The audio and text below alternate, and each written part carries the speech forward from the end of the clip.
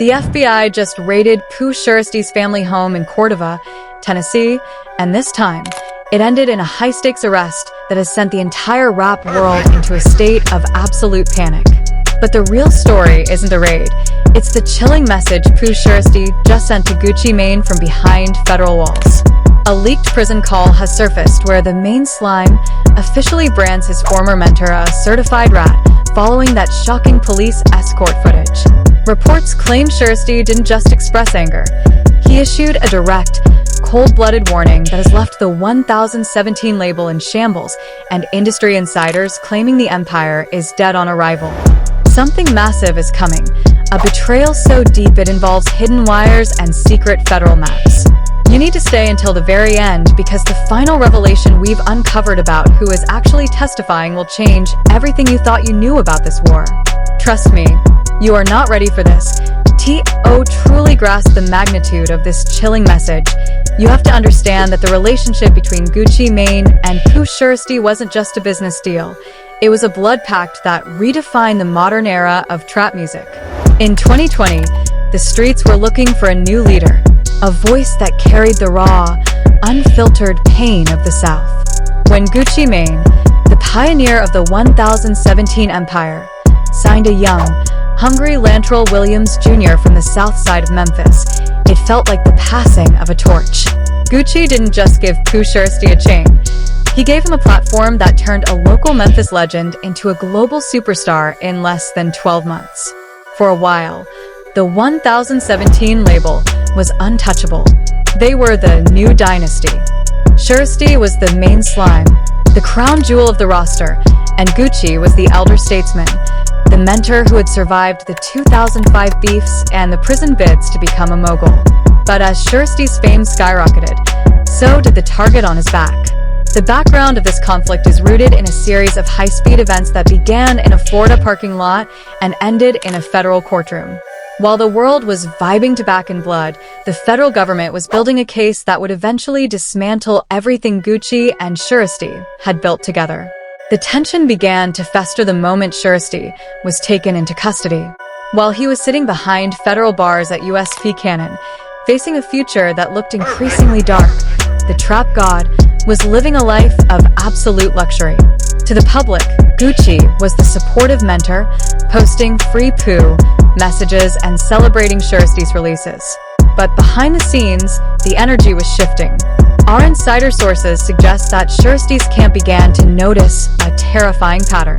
Every time a new legal hurdle appeared for Pooh, Gucci Mane seemed to distance himself further, pivoting his brand toward sobriety and corporate stability.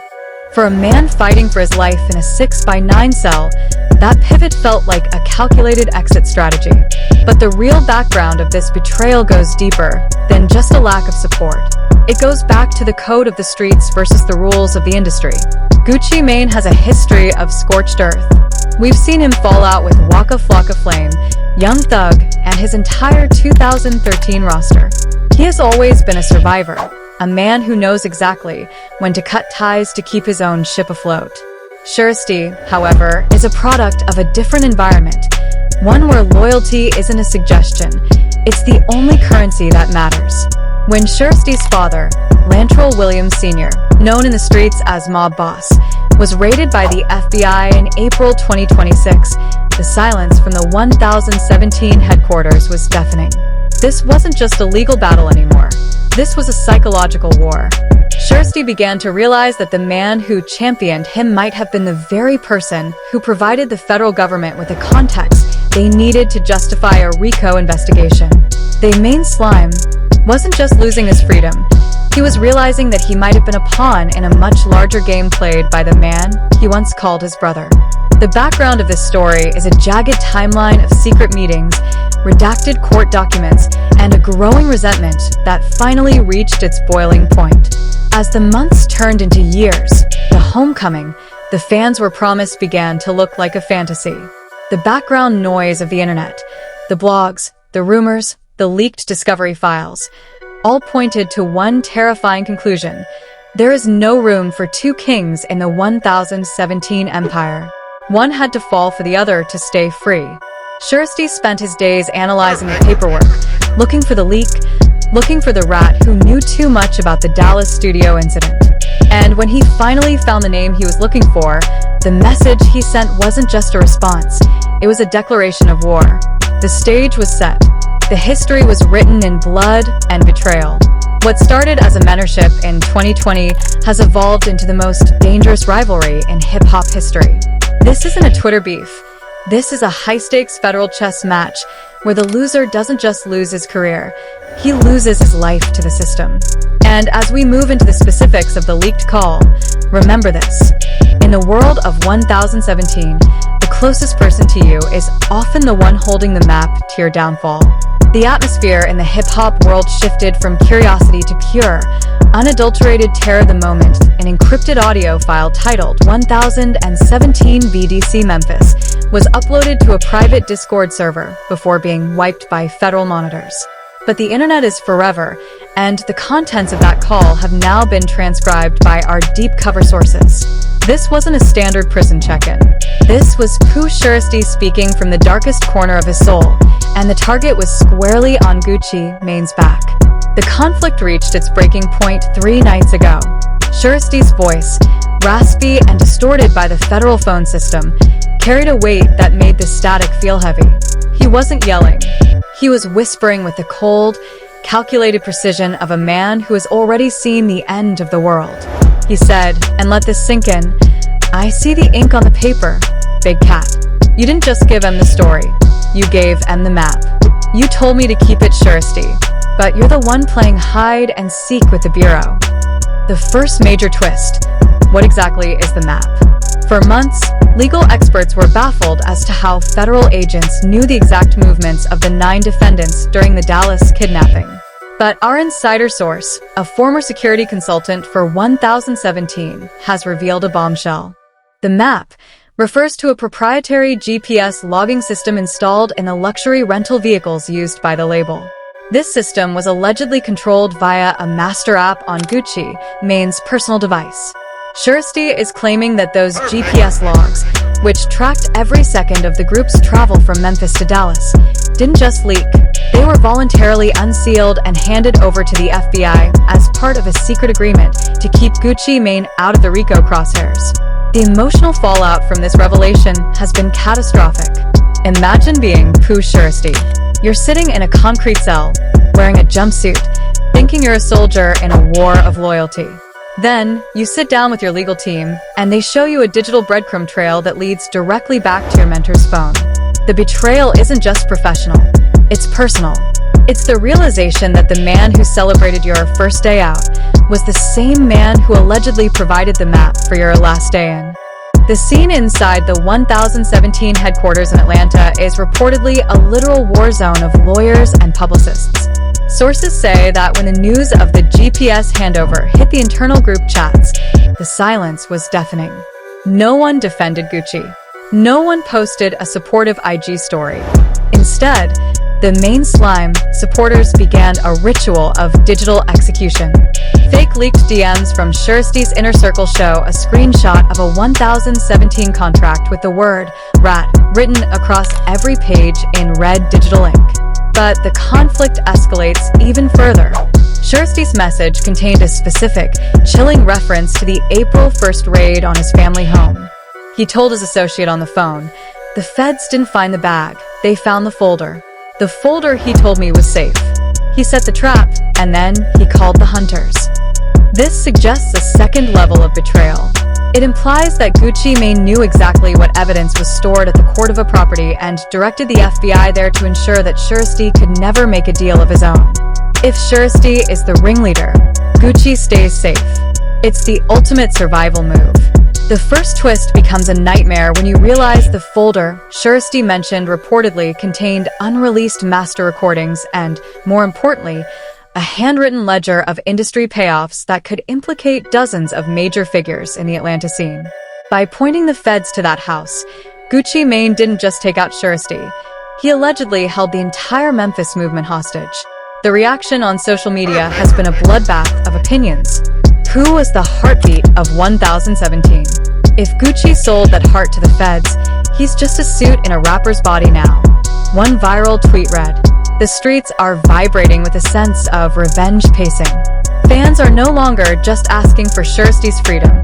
They are calling for the total dismantling of the 1017 brand. This conflict isn't just about a leaked message. It's about the death of the mentor-protege myth.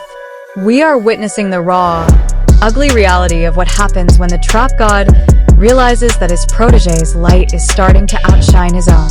The message from prison was clear. Shiesty knows. He knows about the map, he knows about the folder, and he knows about the secret courthouse visits. The section ends on a note of pure suspense. Shiesty concluded his call with a line that has federal monitors on high alert. Tell him the ghost is reading the paperwork now. And the ghost doesn't need a lawyer. He needs a witness. Wait, what does he mean by he needs a witness? Is Shiesty planning to flip the script? Or is there someone else in the 1017 camp who has seen it all and is ready to talk?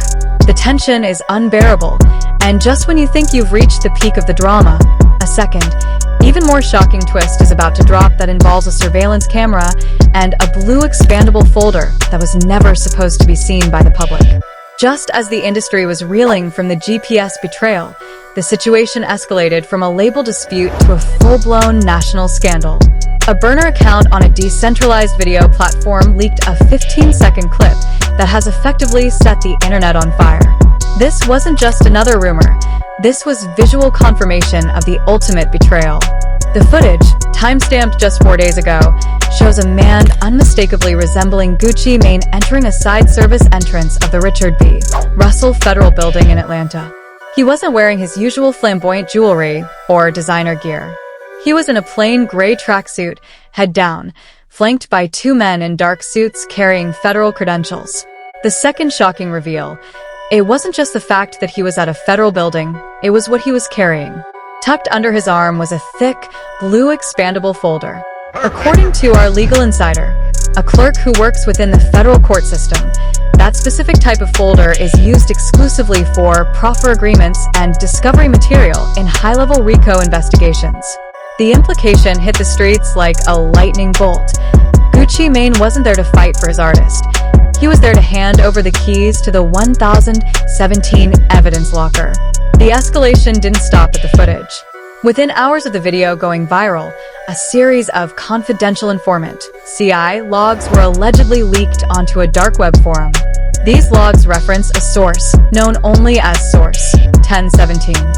The logs detailed specific conversations about the January 10th kidnapping, including the premeditated nature of the rental cars and the exact caliber of the AK-style pistols used. This information was so specific that only someone inside the inner circle, someone who was present during the planning stages in Memphis, could have known it. The internet went into a state of absolute meltdown. #GucciRat didn't just trend, it became a digital movement. But the real shock came when Big 30, Pooh Shiesty's childhood best friend and a co-defendant in the case, broke his silence in the most dramatic way possible. On an unannounced Instagram live session, Big 30 was seen standing in a dimly lit room, his face masked in shadows. He held up a diamond-encrusted 1017 pendant, the very symbol of the Brotherhood. Without saying a single word, he took a heavy-duty industrial grinder to the piece. As the sparks flew and the diamonds hit the floor, the message was clear. The Brotherhood is dead. He captioned the saved stream with one chilling sentence. The folder he's carrying has all our names in it. Sleep with one eye open. This escalation has created a panic in the perimeter.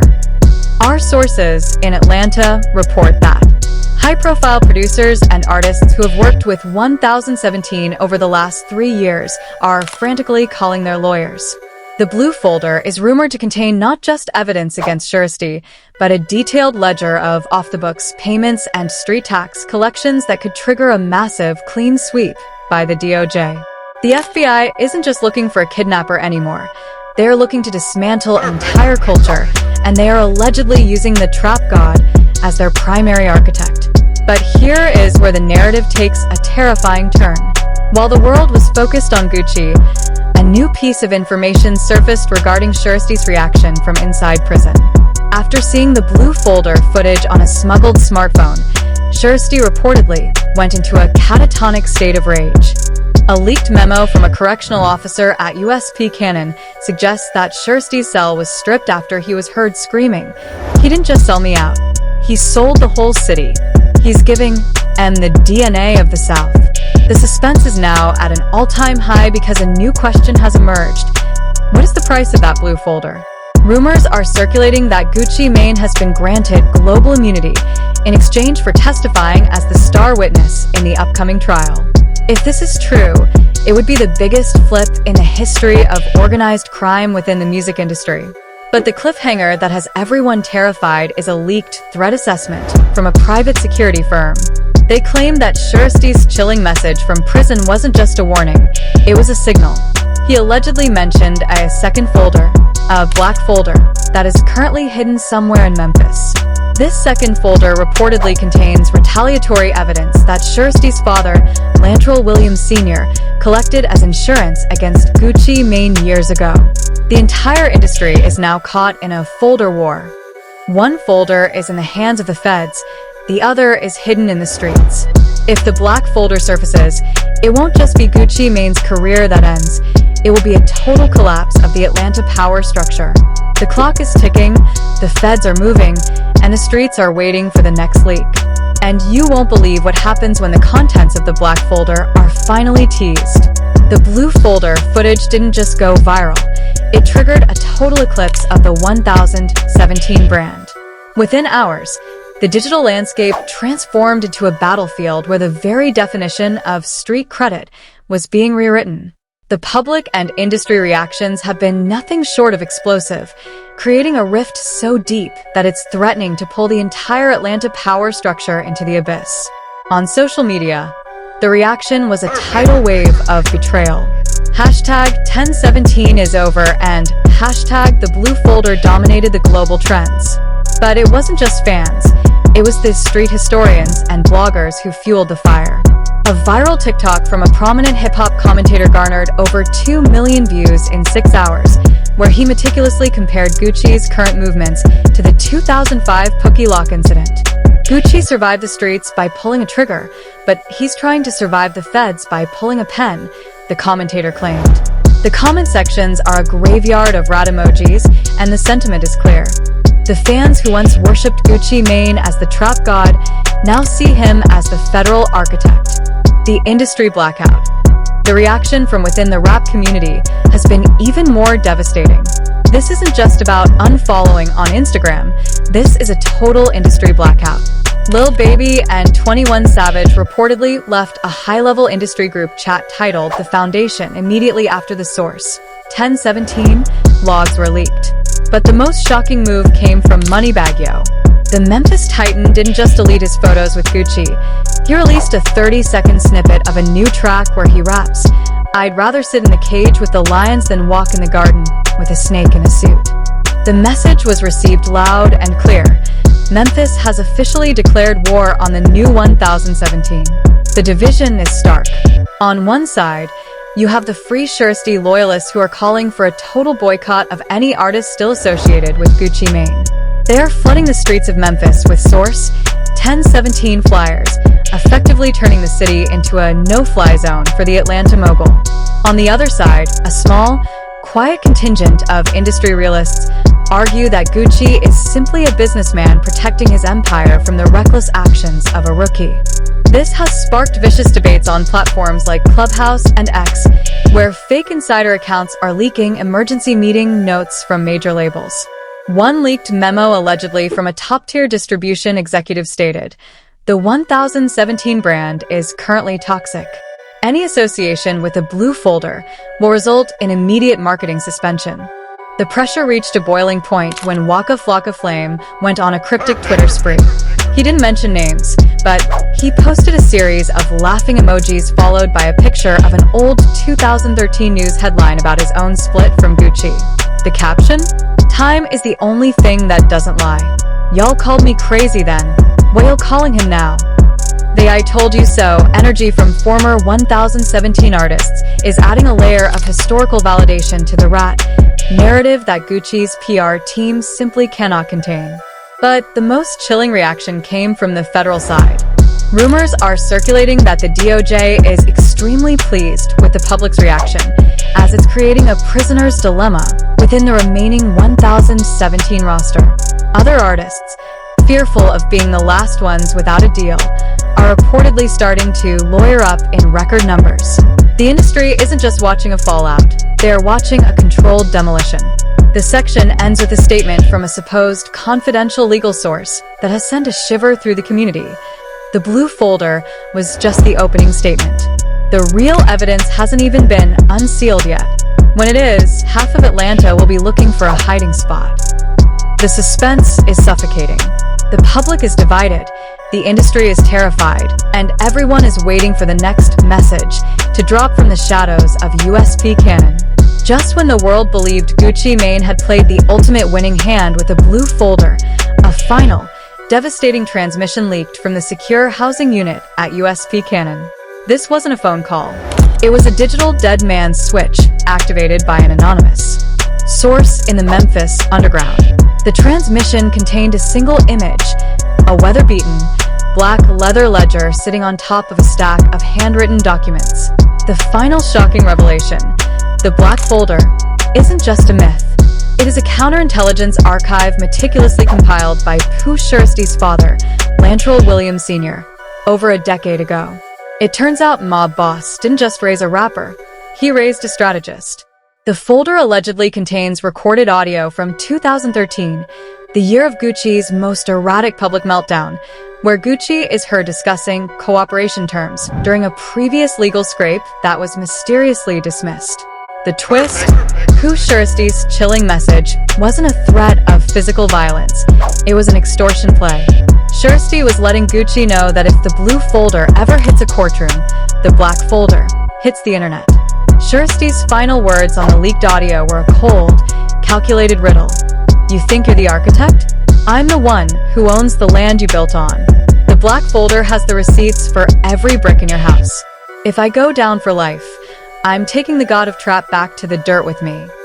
But here is the cliffhanger that has the entire FBI task force in a state of high alert. The black folder is missing. Our insider sources claim that following the April 1st raid, federal agents realized they had been played. They found the monitors, they found the cars, and they found the blue folder leads provided by Gucci, but the primary insurance policy was gone. Rumors are swirling that Shiesty's father moved the black folder to a third-party location just hours before the flashbangs went off in Cordova. This third party is rumored to be a high-profile, multi-platinum artist who has remained silent during this entire war, someone who is neither Team Shiesty nor Team Gucci, but who has a vested interest in seeing the 1017 empire fall. The industry is now in a state of nuclear suspense. If the black folder is unsealed, it won't just destroy Gucci Mane, it will implicate some of the biggest names in the music business, revealing a web of federal protection that goes back 20 years.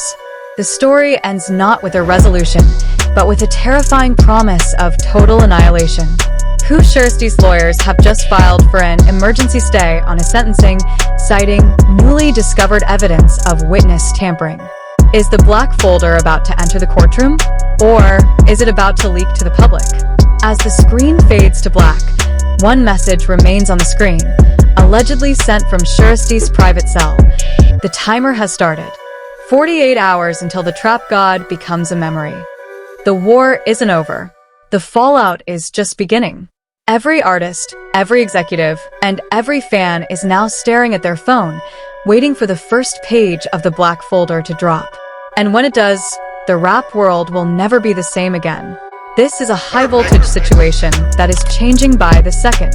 The black folder is the ultimate wild card, and the clock is officially ticking for Gucci Mane and the entire 1017 label. But we need to know what you think about this final, world-shaking twist. Who do you think has the black folder right now?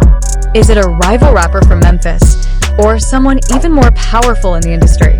Is Pooh Shiesty a genius for having this insurance policy, or is he just digging a deeper hole for himself and his father? Will Gucci Mane survive the contents of the black folder, or is this the official end of the 1017 dynasty? Drop your theories in the comments. We are reading every single one to see who can guess the identity of the third party first. If you want to be the first to see the contents of the black folder when they leak in 48 hours, you have to smash that like button and subscribe right now. Hit the bell icon for all notifications. If we get 50,000 likes on this video, we will drop the identity reveal video tomorrow morning. This is the most dangerous game in hip-hop history, and you have a front row seat. Don't go anywhere. The truth is coming, and it's going to be loud. Stay tuned to the channel for the next high voltage update. The timer is ticking.